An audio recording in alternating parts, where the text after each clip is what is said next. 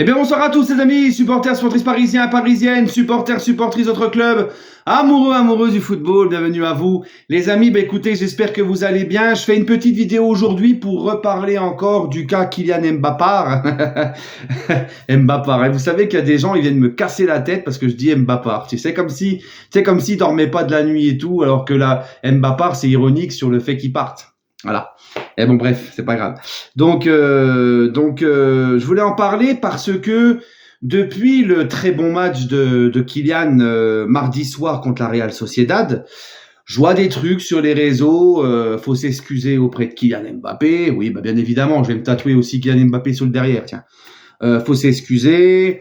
Parce que soi-disant, on l'a critiqué, on a été trop dur avec lui juste avant, on l'a critiqué, et vu qu'il a fait un gros match mardi soir, ça y est, faut effacer les critiques, il faut s'excuser, on l'a critiqué injustement, et vu que dans mon débrief de mardi soir, j'ai fait ses éloges parce qu'il a fait un super match, on m'a dit très souvent, que ça soit sur YouTube ou sur TikTok, quel retournement de veste monumental, tu sais, le fameux retournement de veste que les gens aiment bien sortir pour tout et pour rien, sans ne rien comprendre au football et comment fonctionne le football. Bref, donc je voulais faire une petite mise au point par rapport à ça. Les amis, Kylian Mbappé, comme je vous l'ai dit, moi, je l'ai toujours dit, il n'y a aucun joueur qui a un traitement de faveur avec moi. Que ça soit un joueur de très haut niveau, que ça soit une star, que ça soit un joueur important de l'équipe, que ça soit un Titi parisien, que ça soit un joueur de rotation, un remplaçant, un titulaire, quoi que ce soit, si les mecs sont pas bons et se comportent mal, je le dis. Et quand les mecs sont bons et se comportent bien, je le dis aussi. Et Mbappé n'échappe pas à la règle, c'est comme ça. Mbappé, les amis, il a fait un gros match mardi soir. Effectivement, il a fait un gros match. Il a fait ce qu'on lui a tous demandé, nous les supporters parisiens.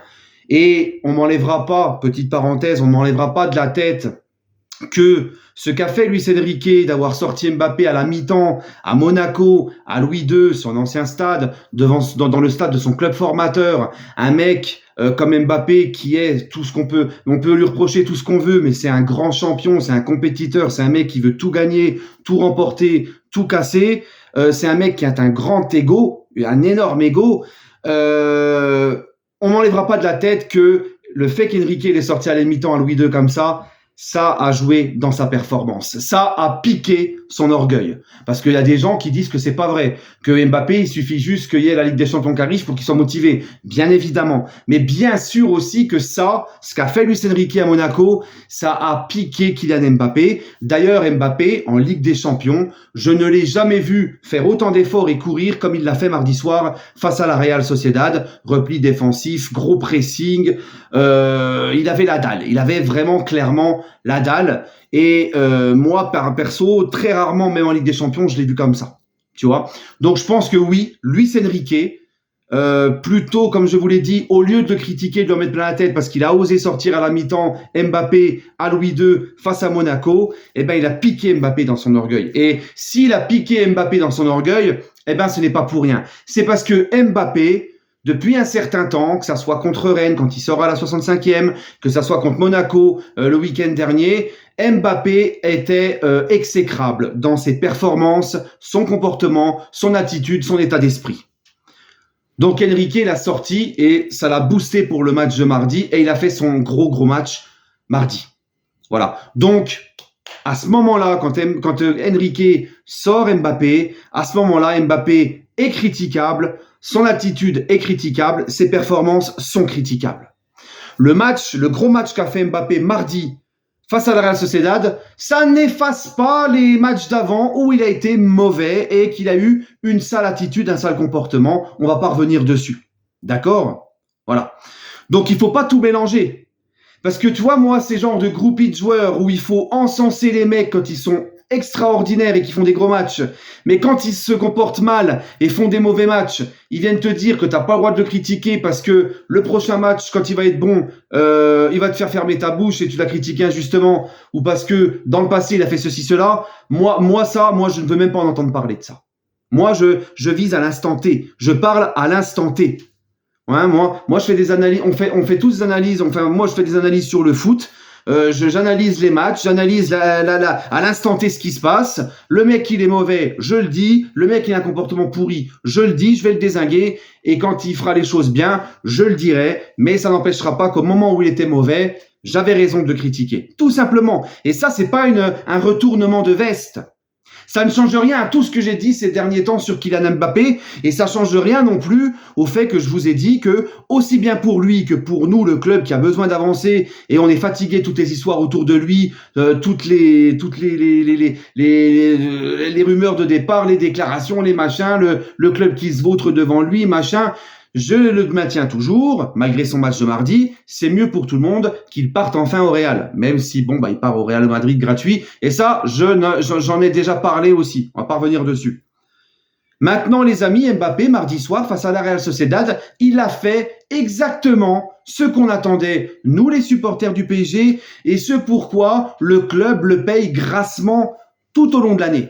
Le mec, il a un salaire astronomique, encore heureux que mardi, il a été impliqué et qu'il a été décisif.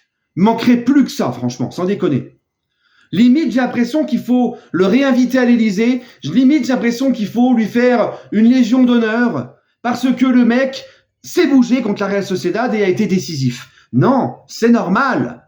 C'est un grand joueur. Il est grassement payé par le club pour ça, pour ces matchs-là, pour être décisif dans ces matchs-là. Et après, les dernières prestations minables qu'il a eues et le comportement exécrable qu'il a eu, c'était la moindre des choses. Voilà. Donc maintenant, jusqu'à la fin de saison, j'espère vraiment que Kylian va être sur un très bon état d'esprit, va continuer à planter des buts et va être comme mardi soir, impliqué, investi, à fond et qui va continuer à marquer des buts importants. Voilà. Et moi, je serais content de le dire parce que moi, les gars, avant tout, je vois le bien du Paris Saint-Germain. Je veux le bien du Paris Saint-Germain. Et le bien du Paris Saint-Germain, je pense que ça passe par un Mbappé investi, qui a un super bon comportement, un super état d'esprit et qui est décisif et qui est performant, qui fait des différences jusqu'à la fin de saison, jusqu'à ce qu'il parte. Voilà. Et Mbappé, c'est quand même le meilleur buteur historique du club, d'accord? Donc il faut quand même que l'aventure, malgré le fait que on sait tous comment il va partir, mais il faut quand même que ça se passe bien jusqu'à la fin de son départ, il faut qu'il parte bien. Donc forcément, la balle, elle est dans le camp de Kylian Mbappé. Si Kylian Mbappé se comporte jusqu'à la fin de la saison comme il s'est comporté ces derniers temps avant le match face à la Real Sociedad, comme il s'est comporté face à Monaco dans son attitude, son comportement et ses performances, ça c'est sûr que ça va grincer des dents et ça risque de mal se terminer et ça va se terminer en mauvais divorce en fait, tu vois. Tandis que si il est sur le même état d'esprit que face à la Real Sociedad jusqu'à la fin de saison et etc. Là, peut-être qu'il y aura une meilleure fin. Et je pense que c'est mieux pour tout le monde aussi. Voilà. Parce qu'il faut penser au bien-être du club avant tout. Voilà. Puisqu'on le sait, de toute façon, Mbappé ne sera pas en tribune jusqu'à la fin de saison. Il va jouer, donc tant qu'il joue, faut profiter de lui. Et pour profiter de lui, c'est un Mbappé investi et qui a un comportement irréprochable, un état d'esprit irréprochable et qui performe. Voilà. Donc non, les amis, nous retournons pas notre veste. Mbappé a juste fait ce qu'on lui demande et Mbappé a juste fait selon pourquoi il est payé grassement encore une fois par le club et voilà, c'est ce qu'on appelle un joueur qui respecte son club jusqu'au bout, les supporters jusqu'au bout et voilà. Donc maintenant, Mbappé, encore une fois, il a été bon mardi, je le dis. Il a eu un meilleur état d'esprit mardi, je le dis. Mais il a été exécrable juste avant dans les autres matchs, je le dis aussi. Et il est où le problème en fait? C'est pas un retournement de veste, parce que on aurait pu m'accuser de retournement de veste si je vous avais dit par exemple que Mbappé ne serait plus décisif avec le PSG, il n'aurait pas été capable de nous faire un gros match contre la Real Sociedad, qu'il n'aurait pas été capable de claquer encore des buts importants, d'être décisif dans les moments importants. J'ai jamais dit ça, tu vois. J'ai juste critiqué son attitude et ses performances sur les derniers matchs. Voilà. Maintenant, mardi soir, il y a eu du mieux. On n'a pas à s'excuser de l'avoir critiqué parce qu'il était critiquable.